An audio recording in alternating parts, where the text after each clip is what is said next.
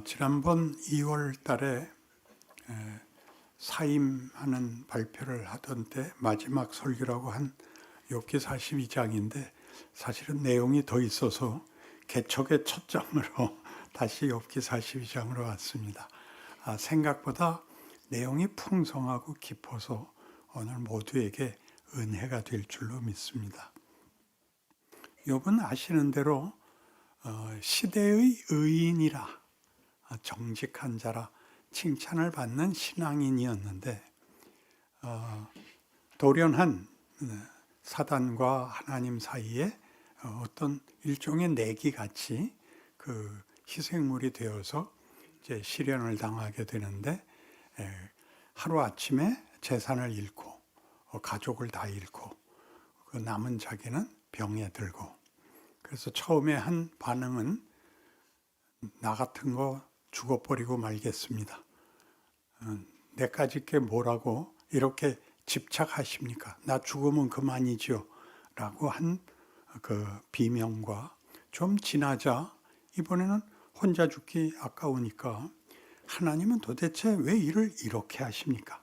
라는 질문으로 옮겨왔다가 그동안 논쟁을 벌이게 된 친구들은 끊임없이 회개하면 될 텐데 왜 우기느냐?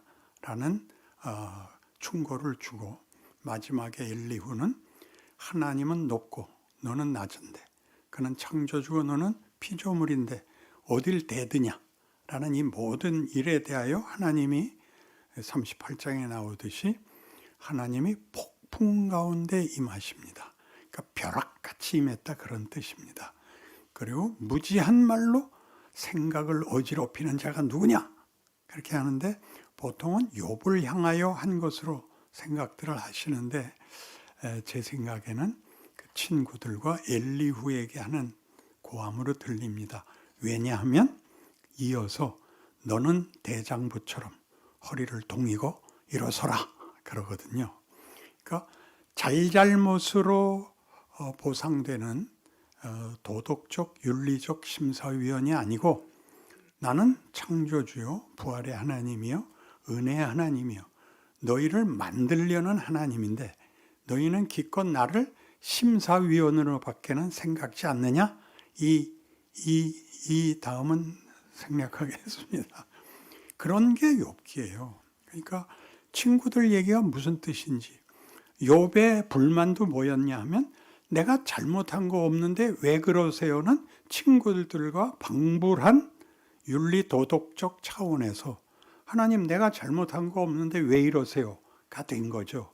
그런데 하나님이 치고 들어와서 오늘 본문에서 보시다시피 이렇게 마지막 결론을 냅니다. 욥에게 다시 한번 묻죠. 너는 대장부처럼 일어나서 허리를 동이고 내 말을 들으라가 되는데 그게 38장 이후에 뭐로 설명이 되냐면 창조세계에 대한 하나님의 설명입니다. 그러니까 창조세계를 봐라 그러는 것은 내가 어떤 하나님인가를 봐라 라는 답입니다. 이 욥이 물은 질문이죠. 하나님은 어떤 분인가? 심사위원이 아니다. 창조주다. 예술이고 그리고 공의롭고 평화롭고 기쁘고 아름다운 창조자이다. 그래서 이제 욥이 할 말이 없게 됐습니다. 그래서 오늘 본 본문대로 주께서는 못하실 일이 없사오며 무슨 계획이든지 못 이루실 것이 없는 줄 아오니 무지한 말로 이치를 가리는 자가 누구니까? 나는 깨닫지도 못한 일을 말하였고 스스로 알 수도 없고 헤아리기도 어려운 일을 말하였나이다. 내가 무식했습니다. 잘못했습니다. 그러나 설명은 좀 해 주십시오. 이렇게 된 게 내가 말하겠사오니 주는 들으시고 내가 주께 묻겠사오니 주여 내게 알게 하옵소서. 내가 주께 대하여 귀로 듣기만 하였사오나 이제는 눈으로 주를 배움나이다. 이 대목이 이 질문에 답 같지 않은 말이 이어나오는 이유는 하나님 만나주셔서 감사합니다. 나를 대접해 주시는군요. 나를 상대해 주시는군요. 그렇다면 깨닫게도 해 주십시오. 본다는 건 그런 뜻이죠. 아무리 말로 설명해도 되지 않고 봐야만 되는 걸 얘기할 때 맹인 코끼리 만지기라는 우화가 있죠. 다 만진 것밖에 모르고 전체를 알 수가 없습니다. 그러니까 이제 하나님을 배웠다는 것은 봤다 정도가 아니라 하나님이 만나 주신 겁니다. 그 중간에 여러 번 하나님 한번 만나 주십시오가 여러 번 나오는데 그것은 여러분이 욥기를 차근차근 읽으면서 찾아보십시오. 거기서 무슨 말까지 나오느냐 하면 30장에서 거기는 한번 찾아보실까요? 30장 어떤 불평까지 나왔었냐 하면 30장 16절 이제는 내 생명이 내 속에서 녹으니 환난 날이 나를 사로잡음이라. 밤이 되면 내 뼈가 쑤시니 나의 아픔이 쉬지 아니하는구나. 그가 큰 능력으로 나의 옷을 떨쳐버리시며 나의 옷깃처럼 나를 휘어잡으시는구나. 하나님이 나를 진흙 가운데 던지셨고 나를 티끌과 재 같게 하셨구나. 이 대목은 결론에서도 나오는 구절이 여기 이미 나왔던 거예요. 내가 회개하여 티끌과 재 가운데서 회개합니다 라는 말이 나온 게 여기 이미 나왔다고요. 나를 버려서 티끌과 재같이 만들었습니다. 내가 주께 부르짖으나 주께서 대답하지 아니하시오며 내가 섰사오나 주께서 나를 돌아보지 아니하시나이다. 주께서 돌이켜 내게 잔혹하게 하시고 힘있는 손으로 나를 대적하시나이다. 나를 바람 위에 들어 불려가게 하시며 무서운 힘으로 나를 던져버리시나이다. 내가 아나이다. 주께서 나를 죽게 하사 모든 생물을 위하여 정한 집으로 돌려보내시리이다. 얼마나 비참한 심정을 고백하고 있는지 모릅니다. 티끌과 재같이 되어버렸고 결국 소멸하고 말 사망의 운명에 버려두셨습니다라고 한탄하는 대목을 여기 결론에서 다시 끄집어내게 됩니다. 이제 주께서 나를 만나 주셨으니 무슨 일을 하시고 왜 그러셨는지는 알게 해 주십시오. 그런데 그 답은 없고 그러므로 내가 스스로 거두어드리고 티끌과 재 가운데서 회개하나이다 하는 답은 나왔단 말이죠. 그 사이에 무슨 답이 있었는지는 모르겠는데 티끌과 재 가운데서 회개하나이다는 티끌과 재라도 만족합니다 라고 회개합니다. 그러니까 이제 그 뒤에 나오는 여호와께서 욥에게 이 말씀을 하신 후에 여호와께서 대만 사람 엘리바스에게 이르시되 내가 너와 네 두 친구에게 노하나니 이는 너희가 나를 가리켜 말한 것이 내 종 욥의 말같이 옳지 못함이니라. 그런즉 너희는 수소 7과 수양 7을 가지고 내 종 욥에게 가서 너희를 위하여 번제를 드리라. 내 종 욥이 너희를 위하여 기도할 것인즉 내가 그를 기쁘게 받으리니 너희가 우매한 만큼 너희에게 갚지 아니하리라. 이는 너희가 나를 가리켜 말한 것이 내 종 욥의 말같이 옳지 못함이라. 이에 대만 사람 엘리바스와 수아 사람 빌닷과 나아마 사람 소발이 가서 여호와께서 자기들에게 명하신 대로 행하니라. 여호와께서 욥을 기쁘게 받으셨더라. 자, 이게 무슨 답이냐 이거죠. 뭐 간단한 결론으로 분명하게 합시다. 네가 옳다 그르다가 네 존재의 내용이 아니다. 너는 네 이웃을 용서하고 화해하고 끌어안아야 되는 존재다. 그러니까 인간이란 이 세상에서는 적자 생존이잖아요. 모두를 죽이고 살아남는만 사는 데가 이 땅의 질서인데 하나님이 욥에게 이 고난을 통해서 뭘 알게 했느냐 하면 네가 영광을 얻어야 되고 네가 권력을 가져야 되는 것이 아니라 너는 존재론이 다른 존재다를 받은 것입니다. 내가 티끌이 되고 재가 돼도 상관이 없다. 그런 외형, 세상에서 말하는 가치, 권력 그런 문제가 아니고 너라는 존재의 본문은 뭐가 돼야 되느냐? 용서하는 자가 되라. 화해하는 자가 되라. 끌어안는 자가 되라. 이렇게 나오는 것입니다. 여러분 좀 막막하게 생각이 드실 텐데 제가 이것을 구약에서 어떻게 연결하고 있나를 풀겠습니다. 에스더라는 이 앞에 책은 페르시아에 잡혀간, 원래 바벨론에 잡혀갔는데 바벨론이 페르시아의 권력을 뺏겨서 나라 이름도 바뀌고 포로에서 회복이 되는데 그때 잡혀갔던 사람들 중에 이제 모르드게라는 사람과 에스더라는 사람이 있었는데, 그때 왕이었던 아하수에로가 아주 얼마나 큰 제국의 황제였냐면 서쪽으로는 에티오피아까지, 구스까지, 동쪽으로는 인도까지, 그러니까 그의 영토였습니다. 지방으로 나누어서 128개의 지방을 갖고 있었다고 되어 있습니다. 얼마나 큰 영토를, 권력을 갖고 있었나 생각해 보십시오. 그래서 그가 그 3년째 어떤 일을 하게 되냐면 각 지방의 지도자들을 다 불러서 수사에 불러서 6개월 동안 잔치를 합니다. 성경에는 그 긴 시간을 표현하기 위해서 180일 동안이라고 써놨습니다. 6개월 동안 전국의 지도자들을 불러서 잔치를 하고, 그게 끝나자 서울 시민들을 다 불러서 7일을 또 잔치를 합니다. 그래갖고 의기양양하고 만족해하고 있는데, 그때 하만이라는 사람이 왕에게 말 잘하고 이렇게 이쁘게 보여서 그 제일 높은 신하가 됩니다. 그 하만이 의기양양해서 궁전에서 나오다가 문지기들이 있는 데를 통과하는데 모르드게가 자기에게 눈길 하나 안 주는 걸 보고 저 새끼가 누군가 살펴보니까 유대인 포로들이라는 걸 알게 돼서 아하수에로에 와서 저 유대인 놈들은 말도 안 듣고 지들 정체성 고집하고 있으니 저건 쳐내야 됩니다. 그러자 아하수에로가 그러자 그래갖고 전국에 포고문을 내려서 아무 날 아무 시에 마음대로 유대인들을 쳐 죽여도 좋다라는 공문을 발송하게 하고, 그것을 알게 된 모르드게가 어찌할 바를 모르다가 왕비가 된 에스더에게 가서 자, 일이 이만저만하게 됐는데 네가 왕비가 된 게 하나님이 이 뜻이 있어서 준 것인 줄 알고 이 일에 네가 나서는 수밖에 없다. 나는 왕을 만날 수가 없고 너는 만날 수 있지 않느냐. 그러니까 에스더가 제가 죽으면 죽겠습니다. 이 일 하겠습니다.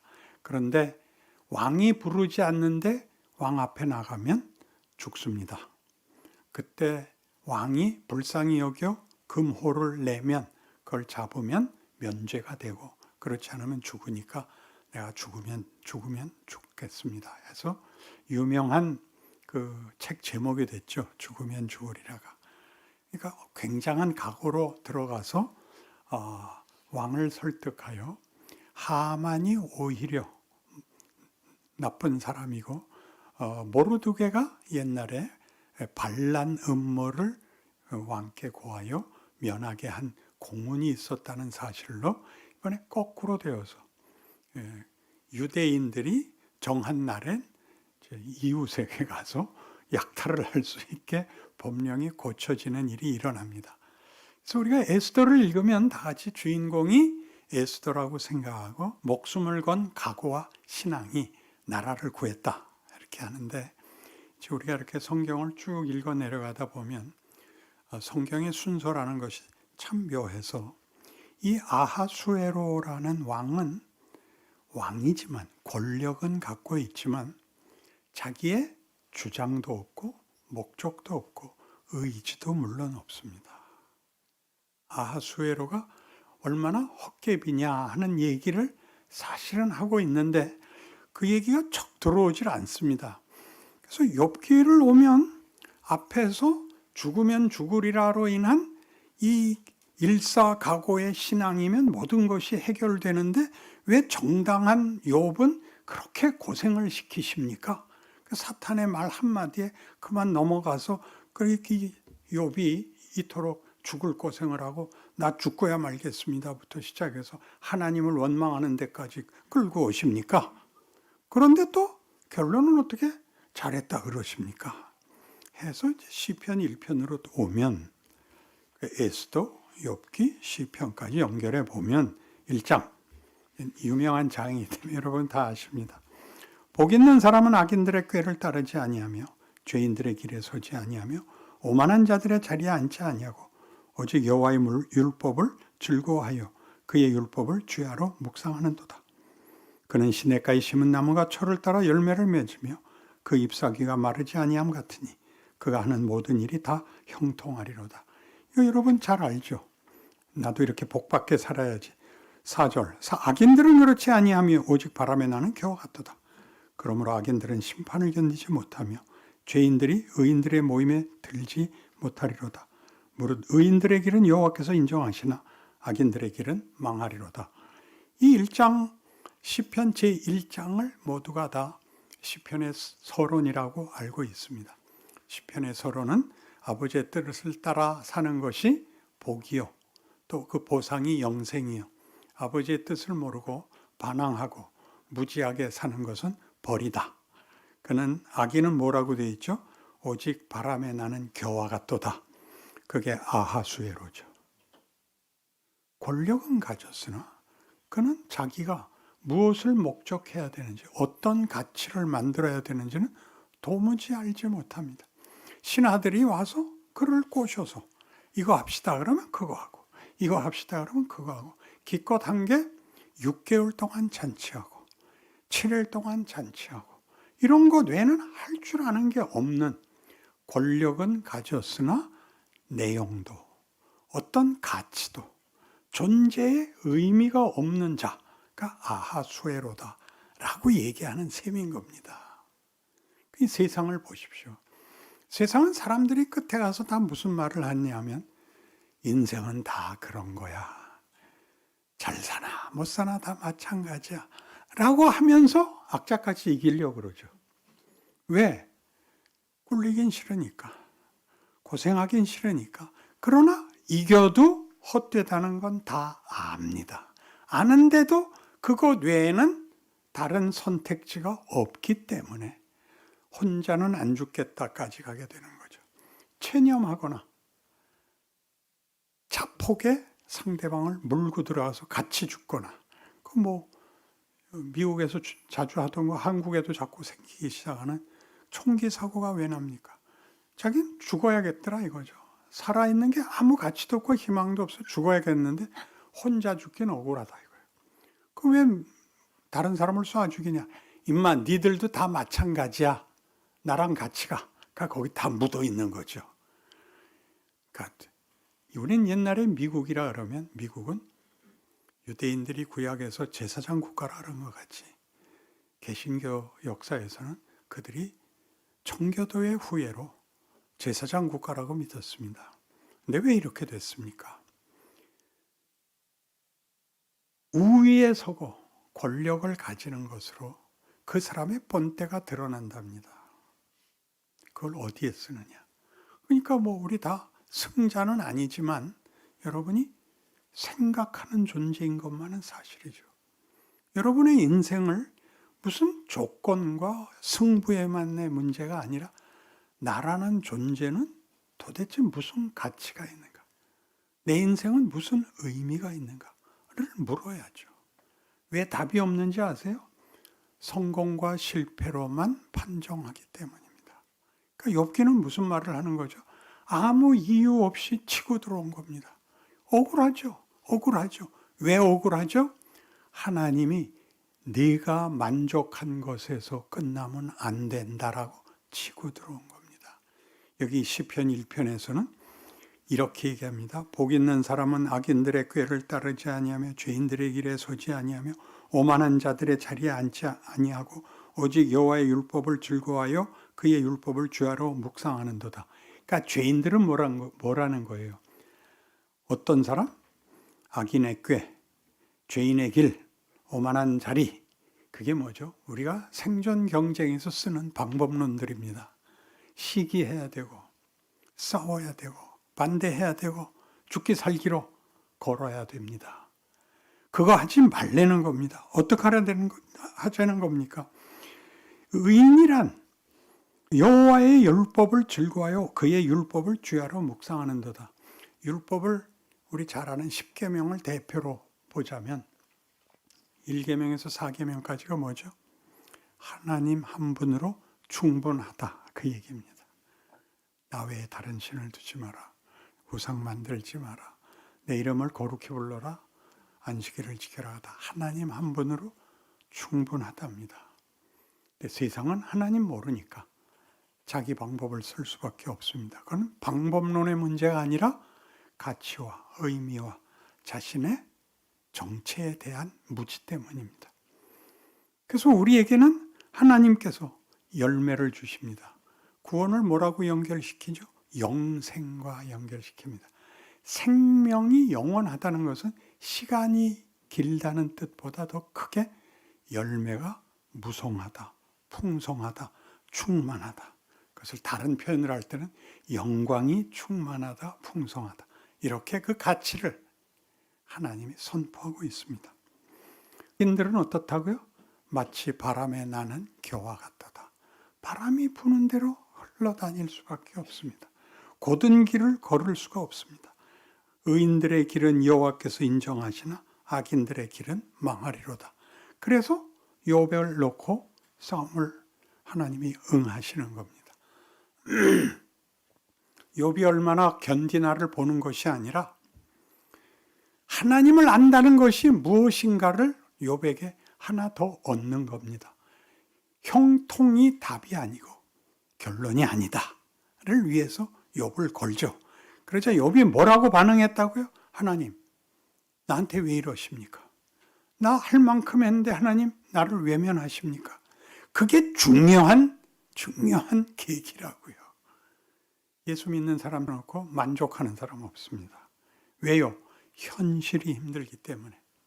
그 힘든 이유는 왜 하나님이 죄와 사망이 왕노릇하는 곳에 우리를 놓고 가르치실까요? 그 아들까지 잡을 수 있는 분이 우리를 그냥 데려가면 그만인데 왜 여기를 살게 해서 매일 울게 하시나요?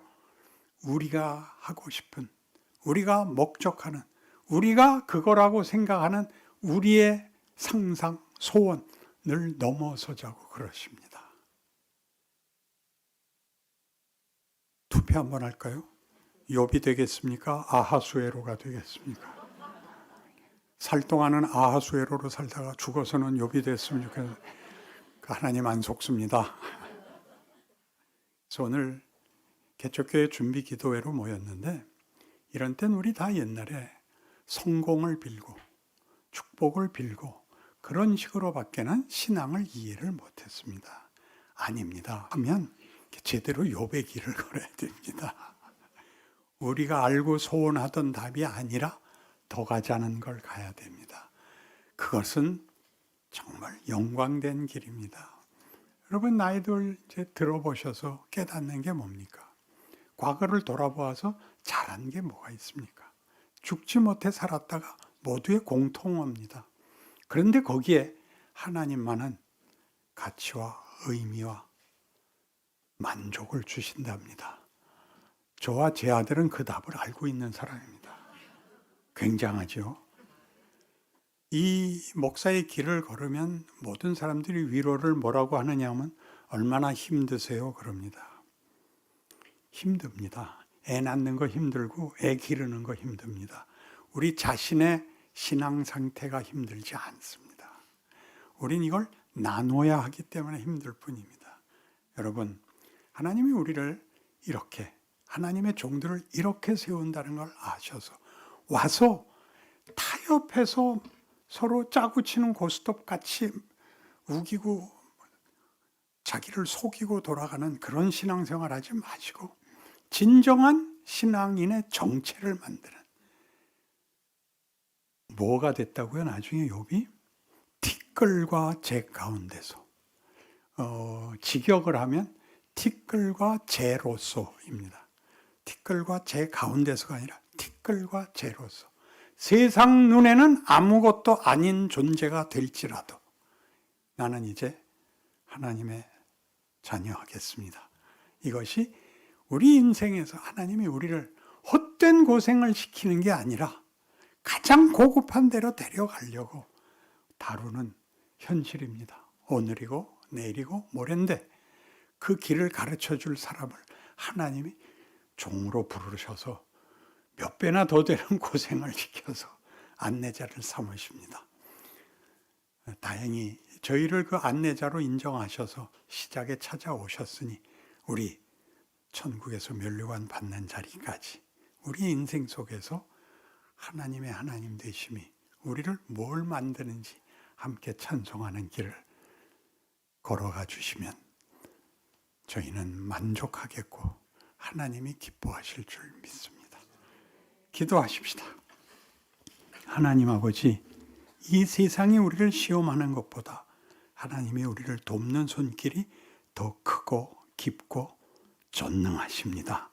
이 사실 기억하여 매일 위협과 유혹으로 찾아오는 현실에서 쓸데없는 사람 되지 말게 하시고, 시간 죽이는 것이 전부인 사람 되지 말게 하시고, 도망가고 타협하고 변명하다 죽게 하지 마시고, 가슴 펴고 나는 하나님의 자녀다 큰 소리 칠 수 있는 인생 되게 하여 주시옵소서. 우리를 만나는 모든 사람이 우리한테서 생명과 진리와 찬송과 영광을 보게 하옵소서.